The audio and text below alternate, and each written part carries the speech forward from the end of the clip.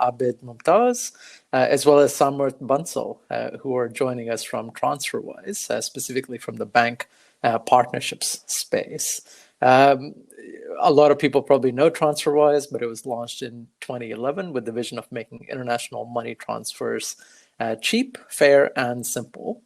And off the back of the launch of TransferWise for banks in Asia, Abid and Samarth are here to talk about how banks and fintechs can work together. So I'll invite you gents back on stage.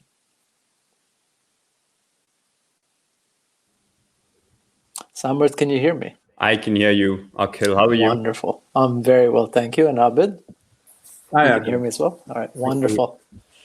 Jens, did you have a screen share that you wanted to I'm going to try to test it out now. Just give me a second. Cool. I'll stay on until you're all set, and then I'll drop off. Presume you can see my screen? That looks like it's working. So I will jump off, and I'll come back in about 20 minutes. Thank you. Great. Thanks, Akhil. Abid, apologies. I'm going to do this back-to-back with you. I'm not going to give you a breather. But how are you? Doing well, thank you. It was a very interesting panel, actually. Yeah, I got a lot of it, and it was really interesting. So I think everyone in the audience and Akhil introduced TransferWise, the company. It'd be good to understand from you a little bit more about TransferWise for banks. What is TransferWise for banks? Yeah, it's a good question. So, and it is a valid question as well, because I think everyone is fairly familiar with TransferWise and in what it's doing, i.e. it's a global technology company. And as Akhil mentioned, it is building the best way to move money around the world. But actually in doing so, what we have actually realized, we have this vision of establishing essentially a new global payments infrastructure for banks to tap into and access a low cost, fast, and a transparent service. So what TransferWise for banks is actually enabling banks to do is give their customers the ability to send money to the countries that TransferWise is able to, which I believe is around 80 plus countries, all at the real exchange rate. So they can do all of this without having to leave their banking platform. And it's all powered by a very straightforward bank-friendly API that can be encapsulated into banks globally. So that's what the solution is all around catered to. Got it. And sorry, for those listening and preemptively, I just wanted to apologize. We have a young pup at home and he loves the limelight. So if you hear a couple of barks in the background, pardon the disturbance. Abid, you make an interesting point. You talk about transparency, but what is transparency? Like, how would you bring that to life? How do you think about transparency? Yeah, sure. So the way I look at transparency is, and this is something that governments and regulators have also kind of honed in on, and it was designed from a concept ultimately is to protect consumers from hidden fees. So traditionally, cross-border payments, the way it's quoted and shown to the customer has two components to it, right? It's got an exchange rate and it's got a transaction fee. But if you were to actually understand, A, are you being given the real exchange rate, or how far away from that real exchange rate is it? And then B, if it is that far away, what does it actually mean to you? Like, what is it actually costing?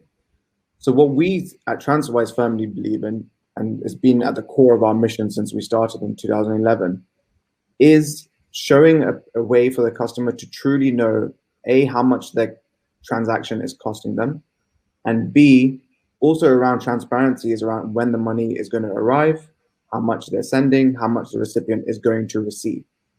So, and I'd probably point this to our slides and ask the audience in particular to, what we've done is have two examples of a transaction, both showing that aspect I mentioned, which was an exchange rate and a transfer fee and a transfer amount.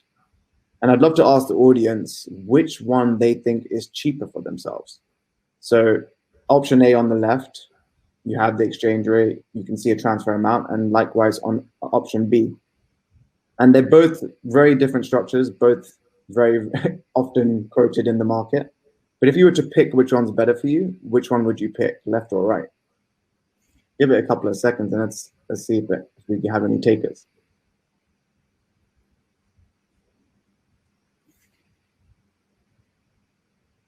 And it can be confusing, I know. Yeah.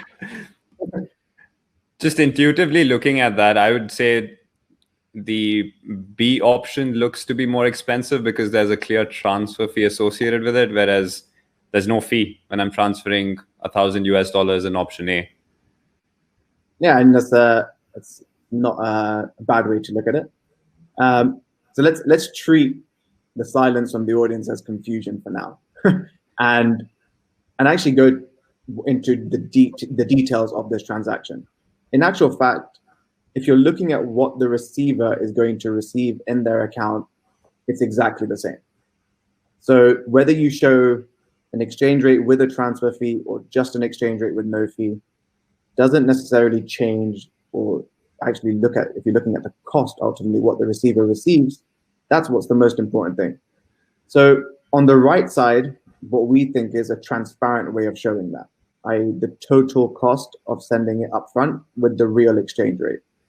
And the more difficult way, potentially on the left side, is just an exchange rate with no fee. How do you calculate what 0.7518 equals to the recipient or to the sender? That, in essence, is what transparency is about. Interesting. So we talked about transparency. We talked about TransferWise for banks. Now, TransferWise has been started off as a direct-to-consumer proposition. At what stage did you think about TransferWise for banks as being a proposition you wanted to take to market? How did that genesis come about? Yeah, it's a great question. It's also a very interesting story. So I think a few years back, we actually saw a surge in volume of customers creating transfers and funding it from a particular European bank. So we know when people send the money and where it's coming from. And our customer support teams got in touch to find out, why is there this surge all of a sudden from one particular bank over the course of a period of a couple of weeks in particular. And we found out that the customers of this bank had actually been advised to use TransferWise from their bank's customer support teams for anything related to their international payment. And that was due to the price, speed, and convenience that TransferWise was able to deliver. So if you just take a step back from that and actually just think about that message that this customer support team of the bank was actually saying, it was essentially saying this is a better solution than what we have to offer. And that's quite compelling. So this got us to think more broadly about market trends, and very interestingly to the panel that I was just part of, very relevant to the dynamics that were occurring simultaneously in the market. We knew customer expectations were changing. There is increasing information for customers. They are increasingly sensitive to price, speed, and quality of service. They want seamless, instant, and easy to use experiences. And what this change has presented banks is a challenge on retention, but equally has also presented them acquisition opportunities. So thinking about the rise of challenger banks here and the neobanks that we were talking about with Nick in the previous panel, where they have caught the eyes of some of these traditional players. And what we then realized is banks needed better ways of responding to this. How do they increase engagement? How do they give better experiences? But also addressing the infrastructure, cost, and efficiency plays, which would enable them to do that. And what we saw is, to address this, the best thing to do is offer best-in-class services and pivoting transformation strategies towards partnerships. And therefore, TransferWise for banks kind of came to light. Very interesting. So what you're saying essentially is that the proposition was not something we internally recognized, but a bank was recommending to their customers to go ahead, use TransferWise, which was the genesis of this idea. That's super interesting to hear. But you also bring out a very interesting point, right? You said the reason why the bank was doing this is because our proposition, our product was more seamless, was better than what they had internally. So what is broken in today's cross-border money movement as banks do it? Yeah, it's a good question, and not an easy one to answer. The way I would look at it is, if we're looking specifically to the cross-border payment problem, traditional infrastructures are ultimately, which are utilized by banks today, are what I would say predominantly built to service larger corporates, specific to the cross-border sector in particular. And we know banks do this relatively well, and we see it today, right? It's not as challenged today, and I think in the previous panel it was mentioned, we're seeing more challenges in the retail and SME flow. So we know banks do this well. What it isn't designed actually to do then is to service your lower value, frequent retail SME volumes from a cross-border perspective. It isn't easy to satisfy those expectations we were talking about before on price and speed. And doing that sustainably, when actually taking into account the overall, I guess, economics of running this program and this service, you know, whether it be from a cross-border perspective, building operations teams, support teams, processes to manage alerts, payment returns, compliance across local regulations in every country you're sending money to, monitoring AML and fraud, and sanctions checks. That's a difficult thing to build. And what we see particularly is banks more so struggling on that in the lower value retail SME space. And I think ultimately the way to really solve that is you need to invest into product development here. And investing into product development to offer a high sort of straight through processing service, one that's kind of seamless for the customer, but seamless also from a process and infrastructure standpoint for the bank. And that's where I think the real challenge is there. And again, if we kind of take this to the audience, we could actually just take a second to try and quantify the magnitude of what this cost is. So I talk about, you know, investing in product development to offer high straight-through processing services. If we were to ask the listeners and the audience a very simple question based on the costs of servicing an international payment, how much do you, this question to audience is, how much do you think it would cost for the bank to have an agent or customer support team respond to a customer query? So the reason I ask that is like, a process that's not seamless requires customers to contact you and ask questions. How much is it costing for a bank to actually answer that question? I've been taking cues from the first time we tried to do this. I don't know if the audience is going to be shy or will they respond, but I think having worked on the other side, right, having worked in banks, I think if I was to put an estimate to this, that'd be closer to $30 to $40 per contact. We've got, I wasn't that far off the mark. So John's saying it's close to $50. Interesting. And so you Samarth, you went for 30 to 40. Yeah, I think my guess would have been 30 to 40. Fair enough. Well, let's use John's 50 because I like that number better. But I think let's just put that number into a bit of perspective, right? And Akil says less, and another person has said also $50. So let's use 50 as the consensus here. Putting that into perspective. So $50 for one customer contact saying, hey, where's my money? Or what is the status of my transaction? It's if you put it into the context of a large corporate ticket, you know, if I'm moving a $5 million ticket or 10 million or 15 million, doesn't sound like a lot of money, right? And why would it? But if you now put into the context of what I was talking about, that low value retail SME, what is $50 then if it's a $100 ticket or a $500 ticket? Now, all of a sudden, $50 does look like quite a meaningful amount there. You're talking, if it's a $100 ticket, it's almost half the amount that the customer is sending. And if it's $1,000, it's still a significant cost. And this goes back to the kind of point on the infrastructure, right? It's not designed to kind of support that. And even though banks are pricing this at a point which is quite expensive, you know, in the average, I think global price of sending money internationally is around 5%. On a $100 ticket or a $200 ticket, that cost is outweighing that revenue, right? And I think that's really what that cost is going to do. And aside from cost as well, I think there are other benefits even for the customer as well when you're looking at the sort of speed that you're able to offer and transparency as well. So I think what we've got on the chart here is a little graph of how TransferWise in particular has focused on the product development to speed up payments, right? If you are able to deliver an experience that ultimately is instant, end to end, less than 20 seconds, your customers have less time to contact you. There are less contacts ultimately. So you're able to service these costs. And if you develop and ingrain the focus on getting that up to a more seamless, instant experience, that's what you're able to ultimately deliver. Yeah. Got it. And you mentioned a couple of things, Abid. You say, so one of the costs we put at close to $50 was just the contact rates, right? That is a customer support agent answering a question, a query, whether that's because of a bounce back or whether that's because of the opacity of where the money is today in this entire flow.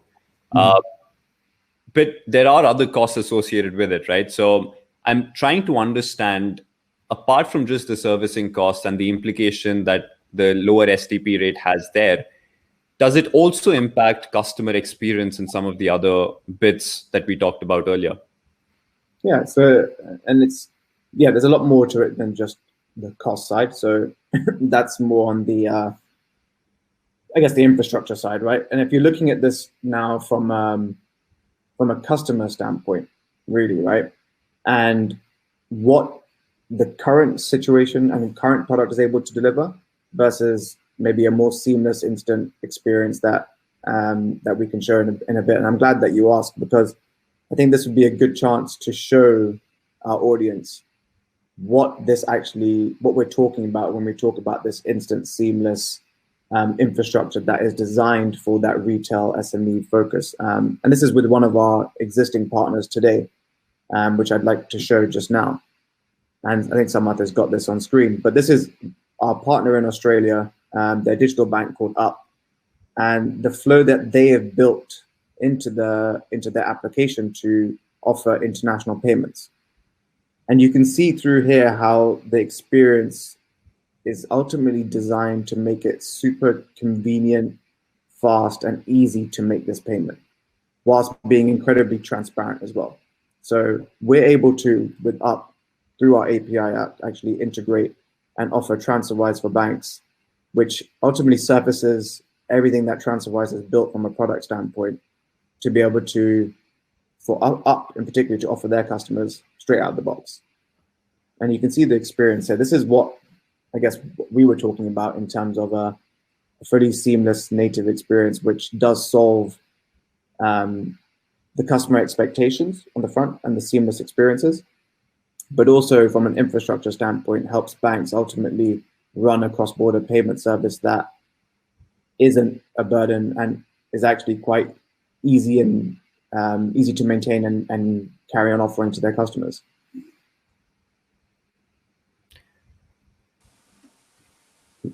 Great. So Abid, we spoke a little bit about how having a high STP product, integrating with digital first remittance providers or services through an API help create that seamless customer journey. But coming back to TransferWise for banks, what are your future plans? How are you looking at the global opportunity that this presents?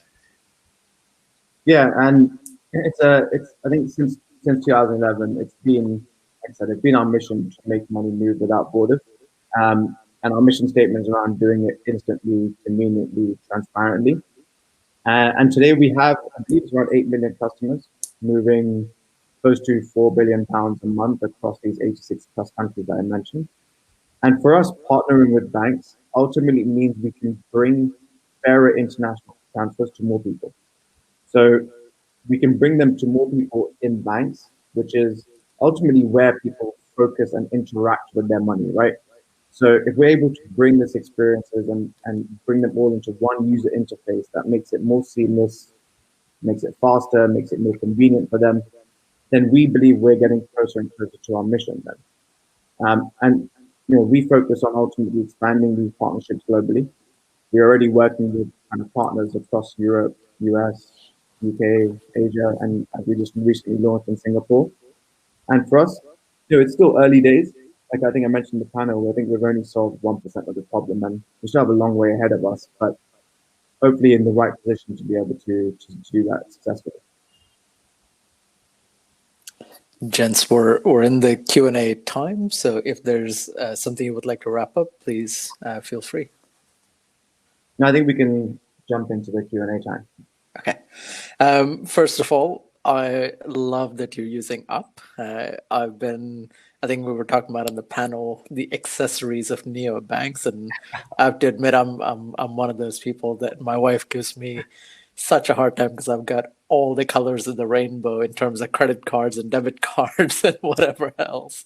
But the orange of Up seems to be sticking with me, and one of the reasons why is I'm obviously part of diaspora, right? US and India, and transferring money via Up is, I can say, from a consumer perspective, incredibly easy. So, thank you very much for that service that you're providing to me, which I didn't even really think about, but yeah, it makes a lot of sense. Great to hear. Yeah. So we do have one question that did come up. So you mentioned obviously integrating with banks like Up, right, which are neobanks and don't have a lot of legacy of the more traditional financial institutions. So the question here is, are there any challenges that you face while integrating with legacy banks systems? So take one of your, Standard Chartered, what's on the panel, or a DBS, or other banks around the world. How does that really work? Are you facing any challenges from a commercial, business, take up, technical? Like, can you maybe just talk a bit about that? Yeah. So I think there are certainly challenges just purely having legacy infrastructure technically, and it'd be surprising if there wasn't. But I wouldn't say that's something that's hard to overcome. It's definitely something that we can achieve from making our API as simple as possible, and the way it touches upon a bank's actual infrastructure can be quite light from that regard. Well, I think the more important piece from a more incumbent or traditional player perspective is and you kind of alluded to it in your question, is like the commercial side of things and the strategic side of things. The banks are offering international payments today, right? They have this infrastructure that can be used and can be offered, but because of the high costs in running it, it means you kind of need to then charge quite a lot to access that service, right? And that's why you typically see those high fees, which are associated with it. But it also means on one end, there are kind of large revenues, if you want to say, just a cross-border piece. But there is customer churn, right? I alluded this to before. Customers are now more sensitive to price speed in particular, and are likely to find other solutions. And it's interesting, like I think someone just brought this up. I was actually going to just reference this, but we've done customer surveys here, and we know that by not only offering these products from a strategic standpoint, does it improve NPS, customer site price, speed, transparency of the reasons why they love the product so much. But I think the really interesting point here, and this comes to the strategic piece, is reduced churn. So international payments is one aspect of your overall core business, but it's not your only aspect.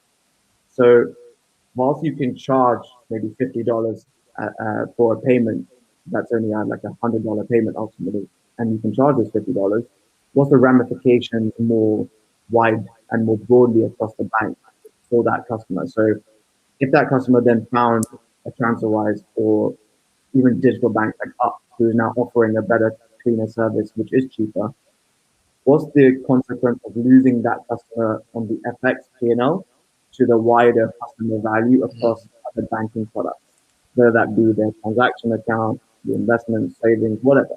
And I think when we talk to banks, particularly around this lens, I think it makes it a lot more apparent just how actually big this problem could be. It's not just as straightforward as looking at it from a lens of just international. There's obviously the costs associated with running that service, but then that wider customer value piece that does impact this. And we can see this from the surveys that we've run with existing partners before and after TransferWise integration on both just their NPS engagement and then the reduction in churn. Yeah, fantastic. Thank you so much for that response, thoughtful response, as well as the presentation, both of you. Thank you very much for that.